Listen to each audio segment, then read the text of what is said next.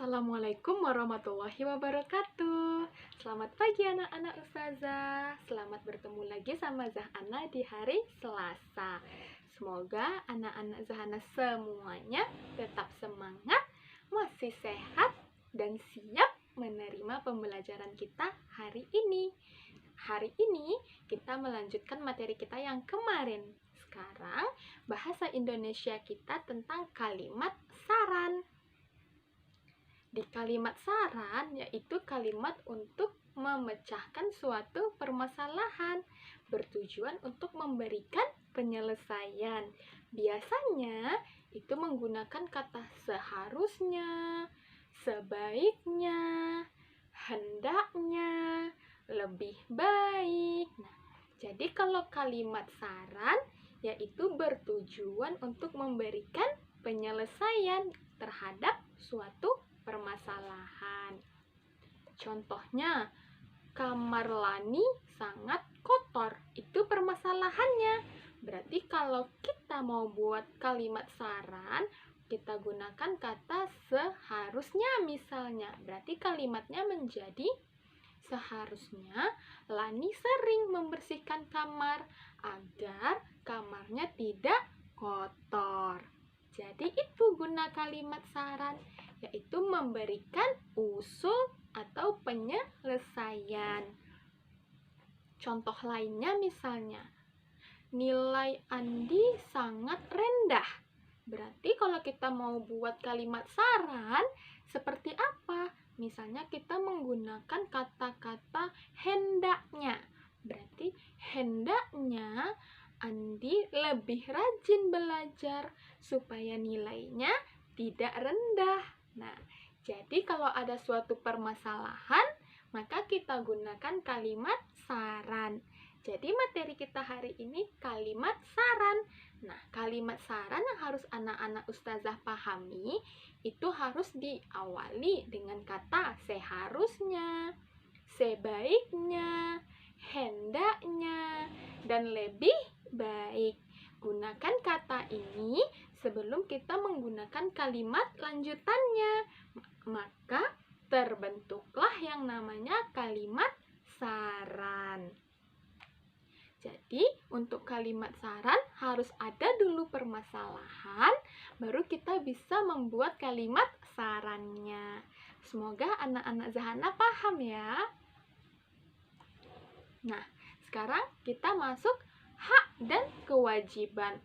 Nah, hak dan kewajiban ini sudah sering kita pelajari. Materi sebelumnya pun tentang hak dan kewajiban. Nah, Zahana yakin semua anak-anak Zahana sudah paham mana yang hak dan mana yang kewajiban. Berarti kalau yang hak, apa yang harus kita dapatkan?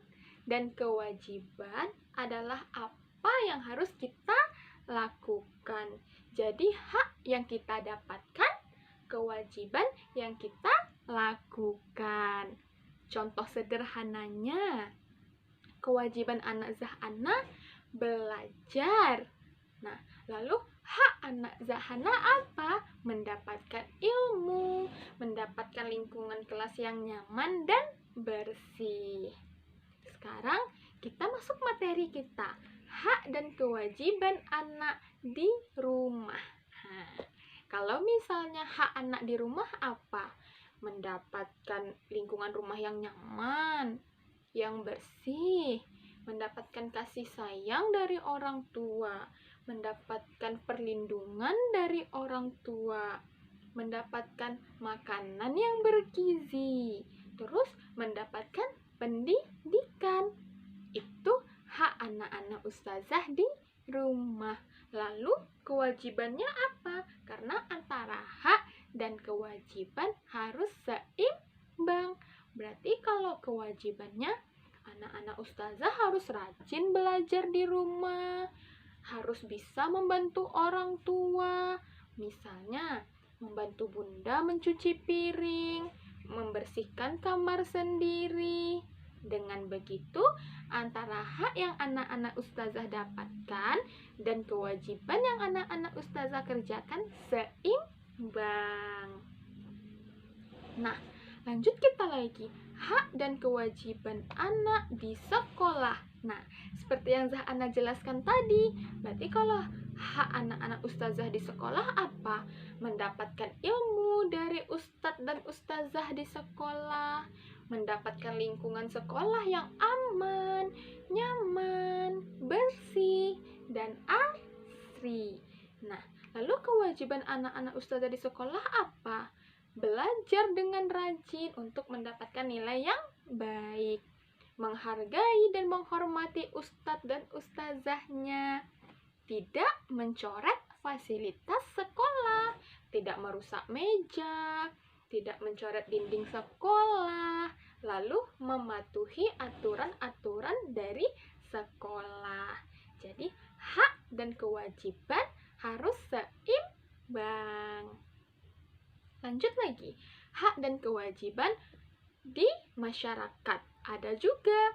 Misalnya, kalau kewajiban kita ikut serta dalam kegiatan kerja bakti dan gotong royong, kita ikut serta membantu warga yang kesulitan. Lalu, hak yang kita dapatkan apa? Mendapatkan lingkungan tempat tinggal yang aman dan nyaman. Kita tidak terganggu oleh tetangga dan tetangga juga tidak terganggu oleh kita. Jadi antara kita dan tetangga saling menghargai, menghormati, dan yang paling penting bertoleransi. Nah, lanjut kita lagi. Di matematika. Nah, matematika kita itu ada materi baru. Jadi matematika kita saat ini yaitu ada dua, menentukan dua bilangan yang jumlahnya diketahui dan menentukan dua bilangan yang selisihnya diketahui. Berarti ada penjumlahan dan ada pengurangan. Nah, yang pertama kita masuk dulu. Menentukan dua bilangan yang jumlahnya diketahui. Caranya, yang pertama, untuk mendapatkan bilangan pertama, tentukan dulu bilangan yang lebih kecil dari bilangan yang diketahui. Setelah itu, untuk menentukan bilangan kedua, maka kurangi bilangan yang sudah diketahui dengan bilangan pertama tadi. Contohnya, seperti yang ada di video Zahana, A ditambah B sama dengan 370. Tentukan nilai A dan B. Cara menyelesaikannya, kita tentukan pertama dulu bilangan A. Tadi katanya bilangan A harus lebih kecil dari bilangan yang diketahui. Di sini, bilangan yang diketahui adalah 370. Berarti kita harus mencari bilangan yang kecil dari 370. Misalnya, kita buat A sama dengan 200. 200 sudah kecil dari 370. Selanjutnya, kita akan menentukan bilangan yang B lagi atau bilangan kedua. Caranya, berarti A tambah B sama dengan 370. Yang A kita ganti menjadi 200 karena kita sudah buat tadi kalau A 200. Maka 200 tambah B sama dengan 370. Maka untuk menentukan nilai B sama dengan 370 kita kurang 200. Maka didapatkan hasil B sama dengan 170. Maka nilai A 200 dan nilai B 170. Jika kita uji, 200 ditambah 170 hasilnya benar, yaitu 370. Semoga anak-anak Zahana paham ya. Lalu kita masuk yang kedua, menentukan dua bilangan yang selisihnya diketahui. Kalau tadi jumlahnya diketahui, berarti itu penjumlahan. Sekarang selisihnya yang diketahui, berarti itu pengurangan. Caranya, yang pertama, untuk mendapatkan bilangan pertama, maka tentukan sebuah bilangan yang lebih besar dari bilangan yang diketahui. Setelah itu, untuk mendapatkan bilangan kedua, maka kurangi dari bilangan pertama dengan bilangan yang diketahui. Contohnya, A dikurang B sama dengan 210. Tentukan nilai A dan B.